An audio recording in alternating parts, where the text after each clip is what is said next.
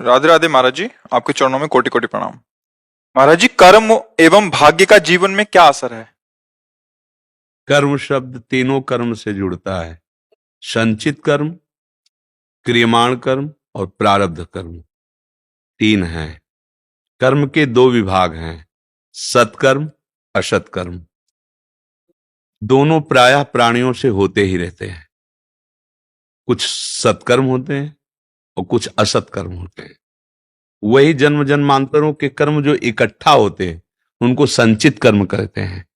जो हमसे नवीन कर्म होते हैं उनको क्रियमाण कहते हैं। और जिन कर्मों के हिसाब से इस शरीर की रचना हो गई है, अब शरीर को जो भोगना है, शुभ या अशुभ, सुख या दुख, सत्य या असत कर्म के परिणाम स्वरूप, उसे प्रारब्ध कर्म कहते हैं। ये कर्म का विभाग है। जो हमारा भाग्य है उसे प्रारब्ध कहते हैं। वो हमारे पूर्व कर्मों के परिणाम से लिखा गया है। ये शरीर बनने के पहले जो संचित कर्म से विभाग निकाला गया, सत और असत का, उन दोनों से इस शरीर का निर्माण हुआ है। अब हम कर रहे हैं सत्कर्म, लेकिन पीछे का असत कर्म जो हमारे भाग्य में लिख दिया गया फल, और उसका भोग भोगना पड़ेगा। अब क्या करें? ऐसे सत्कर्म को करें जिससे इसका दंड हमें प्रभावित न कर पावे। मिलेगा तो शरीर में तो दंड आएगा, पर हम भजन के द्वारा, भगवान की प्रार्थना के द्वारा ऐसा बल प्राप्त करें कि उस दुख से हम इतना ना टूट जाएं कि हमारा जीवन भार लगने लगे। हम ऐसा भजन करें कि हमारा प्रारब्ध कर्म, संचित कर्म सब नष्ट हो जाए और हम भगवान को प्राप्त हो जाए।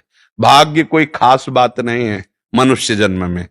भाग्य का मतलब पूर्व कर्मों का परिणाम। अब हम नए कर्म इतने जोर के करें कि वो परिणाम दब जाए तो बात बन जाएगी। समझ में आया जी? मानसी जी, राधे राधे। कुंज बिहारी श्री हरिदास बाबा, आपके चरणों में कोटि कोटि प्रणाम। महाराज जी, मैं बहुत ही नीच और अधम हूँ। मुझे अब पता लग गया है कि मेरा मन बहुत ही पापी है। जब मन अपने आप पाप अर्थात चाल चलता है तो मुझे बहुत ही पीड़ा होती है। ये मनुष्यों को ही क्या, भगवान को भी नहीं छोड़ता। महाराज जी, मैं क्या करूं? इनका भाव शायद ऐसा है कि उनपे भी दोष दर्शन कर लेता है, भगवान पे भी, मनुष्यों पे भी है। तो आपका प्रश्न का उद्देश्य क्या है? मतलब कि मेरे मन में बहुत पाप आते हैं। मैं देखो,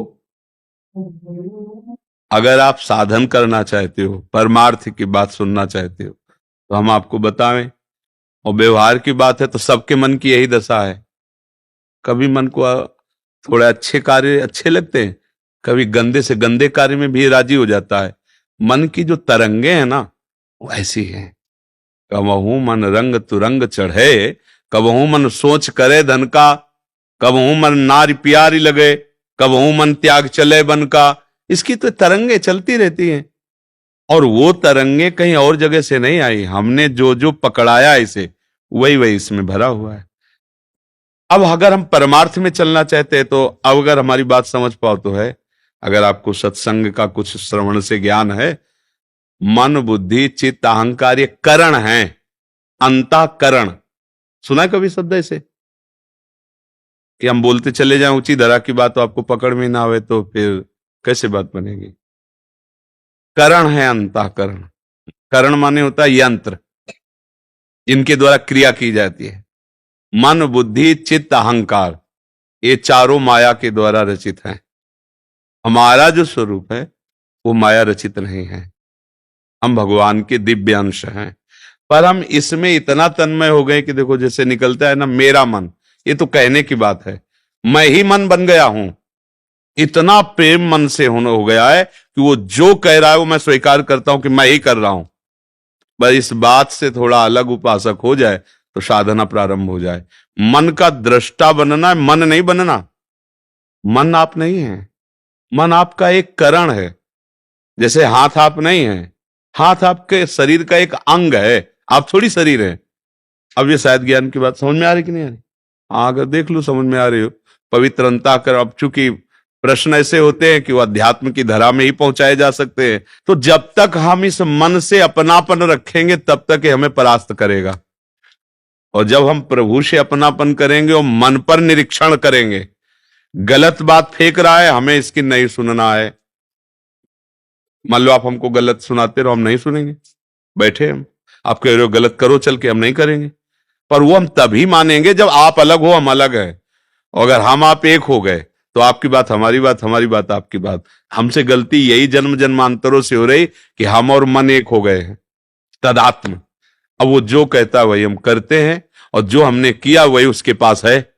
ये कहीं बाहर से नहीं फेंक रहा, मन में जो भरा है वही तो है, और भरा वही है जो आपने भरा है। कोई बाहरी थोड़ी भर गया है, हम ही ने तो अपने मन को भरा है। गंदी बातें भरी तो गंदी बातें दिखाई दे रही, अभी अच्छी बातें भर लो तो अच्छी बातें मन फेंकने लगेगा। निराश नहीं होना, खूब नाम जप करो, सत्संग सुनो, शास्त्र स्वाध्याय करो। मन की जो गलत प्रेरणाएं हैं उसकी बात नहीं माननी है। वो इस समय नशे में है। जैसे शराबी आदमी गाली दे तो क्या कर, जो बुद्धिमान आदमी लड़ता थोड़ी, यार शराब पिए। ऐसे ही मोह मदिरा ज्ञान से युक्त मन है, आप कह रहे हैं कि वो भगवान पे भी दोष दर्शन कर लेगा, तो नशे में है। एक आदमी नशे में था तो राजा की सवारी जा रही थी, बीच में घुस गया, ए, हाथी बेचेगा राजा से। तो सब हंस दिए, बोले इसको थोड़ा पकड़ के ले जाओ, बंदी बना के रखो, इसे सुबह लाना।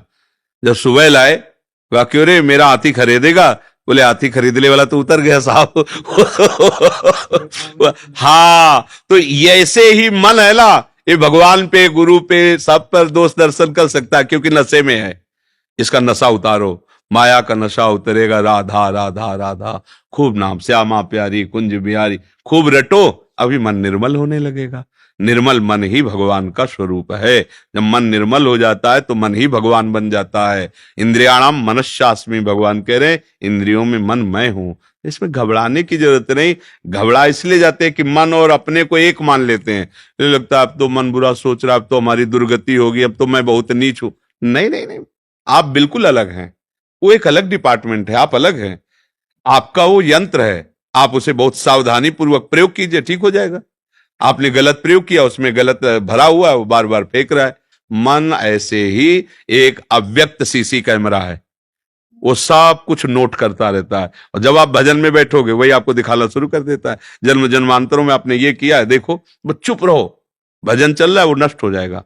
न दुखी हो, न सुखी हो, न घबराओ, न भयभीत हो, न आसक्त हो, वो निकल रहा है, शांत हो रहा है, निकल जाएगा।